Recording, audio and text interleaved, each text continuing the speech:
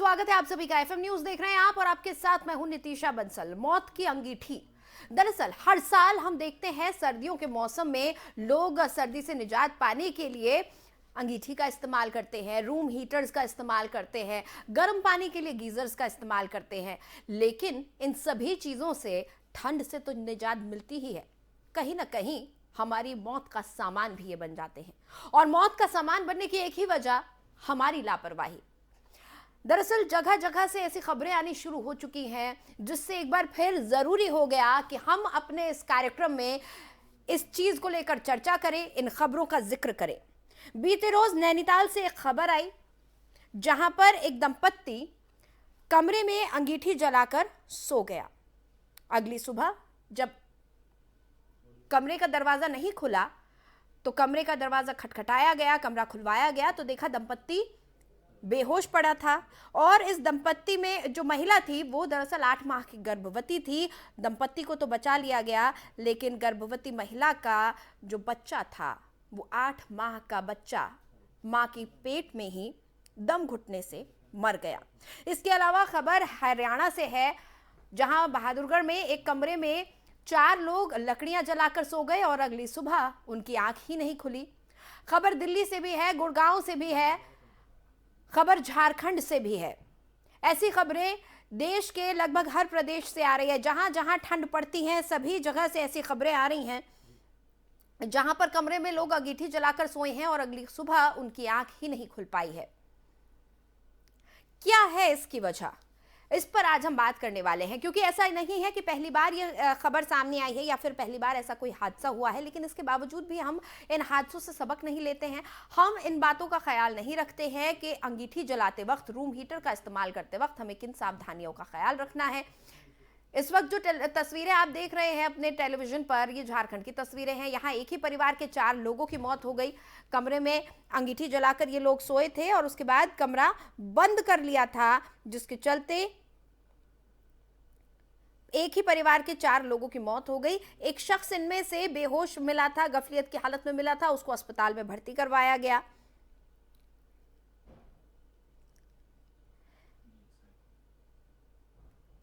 हर साल इस तरह की खबरें सामने आती हैं, लेकिन फिर भी हादसे रुकने का नाम नहीं ले रहे हैं।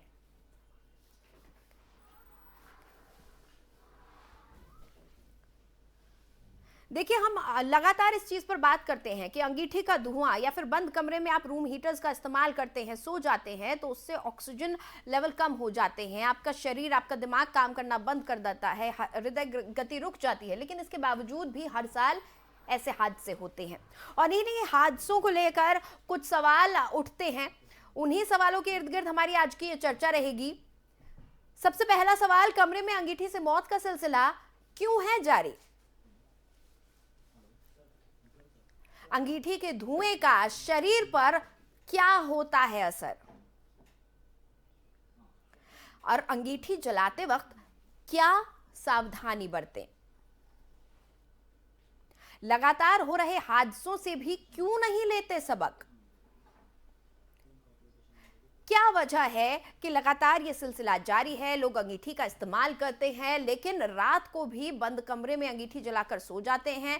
नतीजा, अगली सुबह आंख ही नहीं खुलती। कुछ परिवार के लोग बच जाते हैं तो उनकी हालत बेहद नाजुक बताई जाती है, अस्पताल में उन्हें रहना पड़ता है, इलाज करवाना पड़ता है, जबकि परिवार के कई लोग ऐसे मामलों में जिंदगी की जंग हार जाते हैं। क्या वजह है कि ठंड से हमको बचाने के लिए जिस अंगीठी का हम इस्तेमाल करते हैं वही मौत की वजह बन जाती है?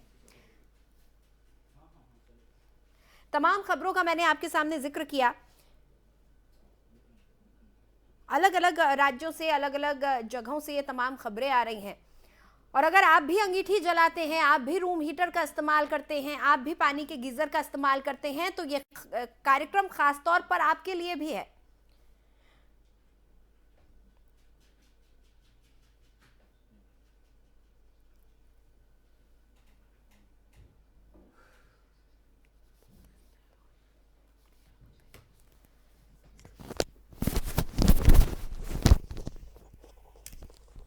देखिए, बड़ा सवाल यह है कि सर्दियों में कमरे में जो अंगीठी हम जलाते हैं उसको सोने के वक्त हम धीमा करके अपने कमरे में ही रख लेते हैं, लेकिन ये धीमा जहर क्यों बन जाता है? ये धीमी धीमी ताप धीमा जहर बनकर हमारे खून में कैसे घुल जाता है? क्या वजह है? किस तरह से ये धुआं हमारे दिलो दिमाग पर असर करता है? ये एक बड़ा सवाल है, इसको हम समझने की कोशिश करेंगे।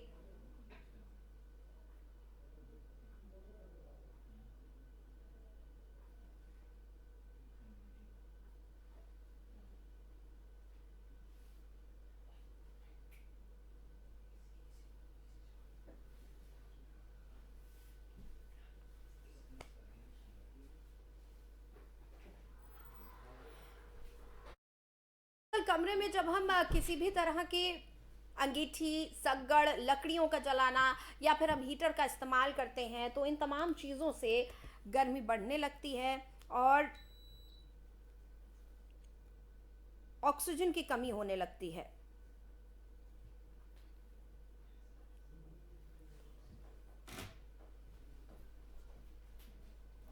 और इसी पर आज हम चर्चा करने वाले हैं।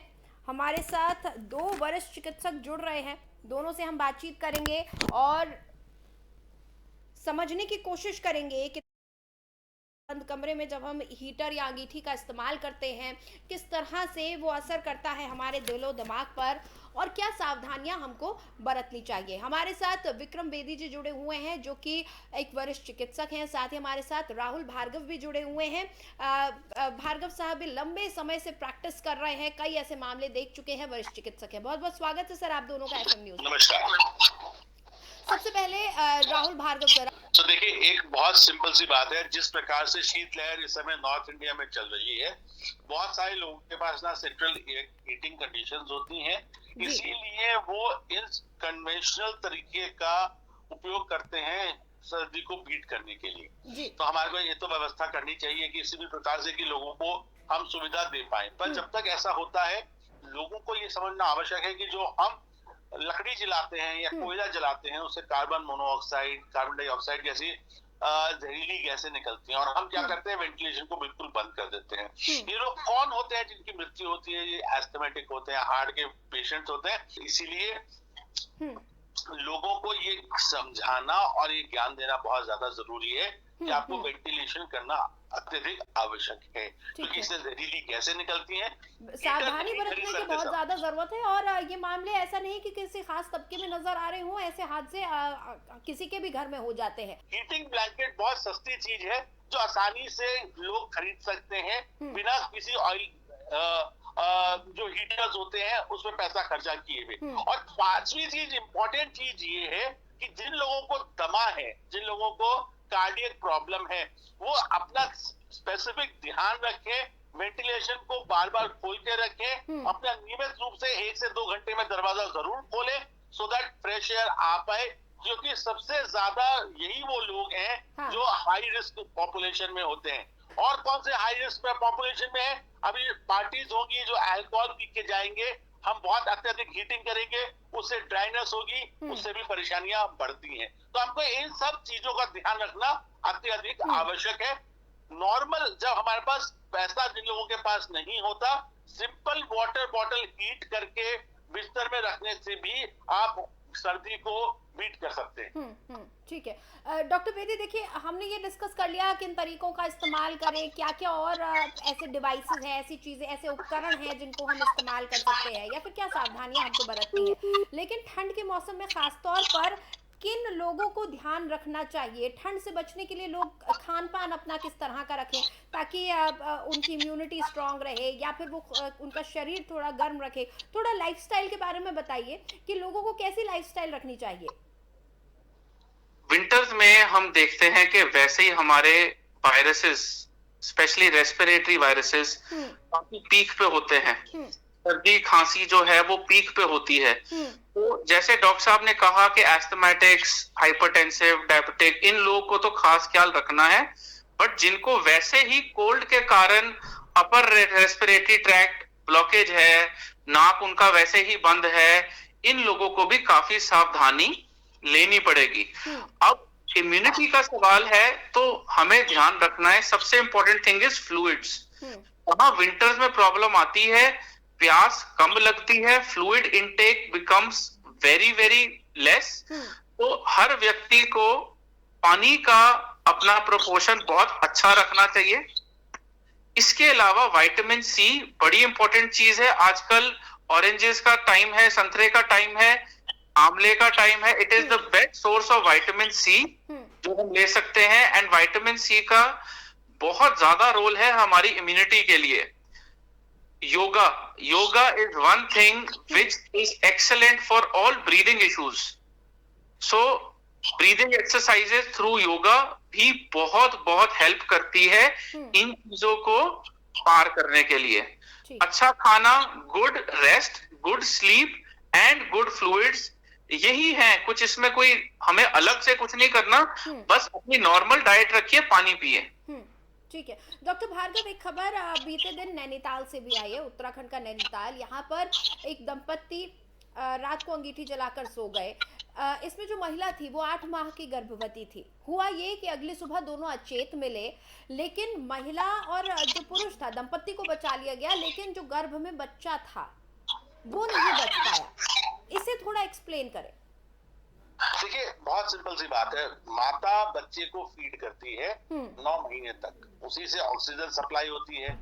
अगर माता में ऑक्सीजन सप्लाई कम भी होती है, बच्चा तेजी से ऑक्सीजन लेने की कोशिश करता है। जब शरीर में हमारे पे कोई भी स्ट्रेस पड़ता है, उस समय हमारे बच्चे पे भी वो स्ट्रेस सीधा का सीधा ट्रांसफर होता है। तो उन्होंने ऑक्सीजन की कमी हुई, ऑक्सीजन की कमी होने के कारण में बच्चा इनक्लोज स्पेस में था। अब आप सोचिए, बच्चा गर्भ में था, वो कहीं से सांस नहीं ले सकता, दौड़ के भाग के कुछ नहीं कर सकता, उसको ऑक्सीजन की कमी हुई, सप्लाई में कमी हुई, डिमांड ज्यादा थी, सप्लाई कम थी, बच्चे की मृत्यु हो गई क्योंकि उसका रिजर्व बहुत कम था। शायद आप, मैं और डॉक्टर बेदी शायद 5 सेकंड तक सांस रोक पाए, पर बच्चा शायद हो सकता है 1 सेकंड तक, 2 सेकंड से ज्यादा सांस नहीं रोक पाए, जिसकी वजह से बच्चे ने अपना दम तोड़ दिया। तो ये बात बहुत कॉमन है।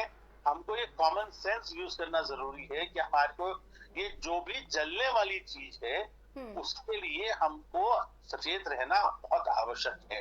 हम ये नहीं कह रहे, हम ये समझ पा रहे हैं कि लोग ये क्यों कर रहे हैं, क्योंकि इतने कड़ाके की ठंड पड़ रही है। दिल्ली में 5 डिग्री पे मिनिमम पारा आ गया, तो नैनीताल वगैरह में तो 2 या 1 पे होगा। आप कश्मीर की हालत सोचिए, जहाँ पे -3 -4 में जाता होगा। तो ये सारे तरीके कन्वेंशनल तरीके रहे हैं, बट इन कन्वेंशनल तरीकों के साथ सावधानी भी बरतना बहुत आवश्यक है। अगर हम अपने वेदों में देखें तो वो कहते थे, उस समय भी वो थोड़ा सा खिड़की को खोल के रखने की बात करते थे। भले ही वो छोटी सी सुरंग होती थी, छोटा सा छेद होता था, जिससे आपकी ऑक्सीजन की रिक्वायरमेंट पूरी होती रहती थी। तो अगर हम कन्वेंशनल तरीके यूज भी करना चाहते हैं तो हमको सचेत और हमारे को विजिलेंट रहना जरूरी है, ताकि कोई भी मृत्यु नहीं हो। ठीक है डॉक्टर बेदी, अमूमन ये भी देखा जाता है कि अगर आप ज़्यादा देर तक आग के पास बैठें या फिर हीटर्स के पास बैठें तो सर में दर्द शुरू हो जाता है। और ये सिर्फ रात की ही बात नहीं है, दिन में भी अगर आप ज़्यादा वक्त तक बैठेंगे कहीं पर गर्म करने के लिए खुद को आग के पास बैठ जाएं तो अक्सर आपके सिर में दर्द होता है, जी घबराने लगता है। क्या ऐसा ही कुछ लोगों के साथ रात में भी होता होगा? क्या उनको कुछ महसूस हो पाता है? यूजुअली जो हम मौतें देखते हैं हीटर या फिर अंगीठी के कारण होती है, इसमें जैसे डॉक्टर साहब ने स्टार्टिंग में कहा कि अगर हम मॉर्निंग के टाइम पे आग के पास बैठेंगे, ऑक्सीजन की कमी होगी, तो हमें ये साइंस आने शुरू होंगे, घबराहट होनी शुरू हो जाएगी, सिर दर्द होना शुरू हो जाएगा, हम थकावट महसूस करनी शुरू करेंगे, बॉडी पेन्स होनी शुरू हो जाएगी। सो ये हाइपोक्सिया के अर्ली साइंस होते हैं, ऑक्सीजन कमी के अर्ली साइंस होते हैं। अब क्योंकि हम अवेक हैं, हमें ये साइंस दिख जाते हैं और हम करेक्टिव एक्शन ले लेते हैं। पर रात को ये चीज, हम गहरी नींद में होते हैं एंड ऑक्सीजन की कमी से क्या होता है, बॉडी और गहरी नींद में चली जाती है। तो उस दौरान में हम उठते नहीं हैं, हम कुछ महसूस नहीं कर पाते। बिल्कुल। सो हम अपने साइन सिम्टम्स को असेस नहीं कर पा रहे, इस करके कोई प्रोटेक्टिव एक्शन बॉडी लेती ही नहीं है। इस करके बहुत जरूरी है हमें सचेत रहना। ये प्रिवेंटिव ही चीजें करी जा सकती है, ये चीज का नुकसान होता ही है। सो हमें जागरूक करना पड़ेगा कि अगर इस कारण से लोगों की मौतें आ रही है तो ये कहीं पे मीडिया का, डॉक्टर्स का और मीडिया हाउसेस का ये बहुत बड़ा इसमें योग रहेगा, क्योंकि ये मौतें होनी नहीं चाहिए थी। हाँ, और ये कुछ ये एक ऐसी लैक चीज ऑफ है जिसके बारे इंफॉर्मेशन। में हम सभी लोग जानते हैं।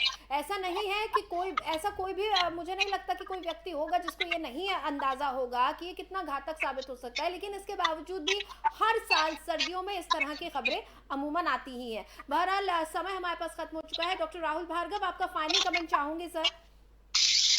तो देखिए, लोगों को सचेत रहना जरूरी है।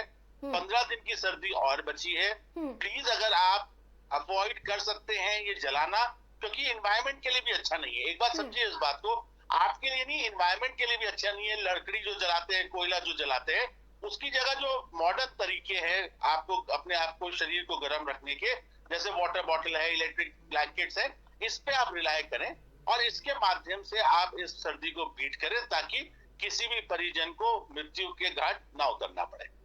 ठीक है डॉक्टर बेदी, आपका फाइनल कमेंट सर। मैं एग्री करता हूं डॉक्टर साहब की सारी बातों से। ये मौतें जो थी ये बिल्कुल ही प्रिवेंटेबल अनफॉर्चुनेट इंसिडेंट्स थे, एंड हमें जरूरी है सही ज्ञान एंड शिक्षा देनी ताकि ये प्रिवेंट होए। बाकी जो हमने चीजें बताई हैं वेंटिलेशन की, ये बहुत जरूरी है। 15-20 दिन की सर्दी रह गई है, एवरीवन शुड बी सेफ। ये लाइफ जाने का ये एक तरीका नहीं होना चाहिए। और मुझे लगता है परिवार के बाकी लोगों को भी इस बात का ध्यान रखना चाहिए कि अगर कोई शख्स है भी जिसके कमरे में अंगीठी जली रह गई, तो वो लोग भी इस बात का ध्यान करें। बहरहाल बहुत बहुत शुक्रिया डॉक्टर बेदी, डॉक्टर भार्गव हमारे साथ जुड़ने के लिए, हमें समय देने के लिए। तो डॉक्टर बेदी और डॉक्टर भार्गव हमारे साथ जुड़े हुए थे और कई तरीके उन्होंने ऐसे बताए जिसके जरिए ठंड में अंगीठी के या हीटर के चलते जो मौतें होती हैं उनको रोका जा सकता है, प्रिवेंट उनको किया जा सकता है। इसके साथ ही इलेक्ट्रिक ब्लैंकेट्स का उन्होंने जिक्र किया है, उन्होंने जिक्र किया ऑयल हीटर्स का, लेकिन साथ ही एक और चीज़ जो ख़ास तौर पर बताई डॉक्टर बेदी ने हमें कि अगर हम हीटर या अंगीठी जला रहे हैं तो उसके सामने एक बाल्टी में, किसी बर्तन में, किसी पतीले में अगर हम पानी भर कर रख देंगे तो वो काफ़ी हद तक कमरे के ऑक्सीजन लेवल को, ह्यूमिडिटी को बैलेंस कर देगा। उससे ये जो साइड इफेक्ट्स हैं वो कम हो सकते हैं, लेकिन इसका मतलब कतई ये नहीं है कि रात भर अंगीठी या हीटर जलाकर कमरे में आप सो जाएं। कुछ वक्त के लिए इनका इस्तेमाल करें, लेकिन सोने से पहले, आपकी आंख लगने से पहले इन्हें बंद कर दें, कमरे से बाहर रख दें। बहरहाल फिलहाल इस खास पेशकश में इतना ही। खबरों के लिए बने रहिए FM न्यूज़ के साथ।